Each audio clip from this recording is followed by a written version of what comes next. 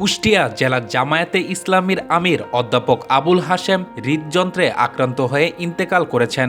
ইন্নানিল্লাহি ও ইন্নানিল্লাহি রাজিউন। সোমবার ১৯ জানুয়ারি বিকেল ৪:৩০টার দিকে কুষ্টিয়া সদর আসন থেকে জামায়াতের মনোনীত সংসদ সদস্য প্রার্থী মুফতি আমির হামজাকে হত্যার হুমকির প্রতিবাদে আয়োজিত এক সংক্ষিপ্ত সমাবেশে বক্তৃতাকালে হঠাৎ অসুস্থ হয়ে পড়েন তিনি। পরে হাসপাতালে নিয়ে গেলে চিকিৎসক মৃত ঘোষণা করেন।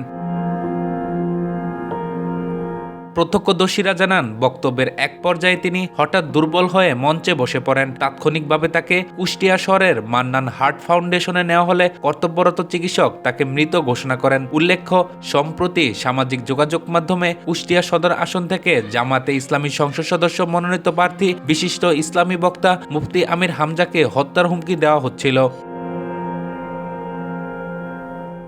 এর প্রতিবাদে কুষ্টিয়া জেলা জামায়াতের উদ্যোগে সোমবার একটি বিক্ষোভ কর্মসূচির আয়োজন করা হয়। কর্মসূচির অংশ হিসেবে কুষ্টিয়া পৌরসভার বিজয় উল্লাস চত্বর থেকে একটি বিক্ষোভ মিছিল বের করা হয়। মিছিলটি শহরের এনএস রোডে প্রদক্ষিণ করে একতারার মোড়ে গিয়ে শেষ হয়। সেখানে অনুষ্ঠিত সংক্ষিপ্ত সমাবেশে সভাপতিত্ব ও বক্তব্য প্রদান করছিলেন জেলা জামায়াতের আমির অধ্যাপক আবুল হাশেম। অধ্যাপক আবুল হাশেম পুরাদহ ডিগ্রি কলেজের অধ্যাপক ছিলেন। তিনি দীর্ঘদিন ধরে ইসলামী আন্দোলন ও শিক্ষাক্ষেত্রে সক্রিয় ভূমিকা পালন করে আসছিলেন।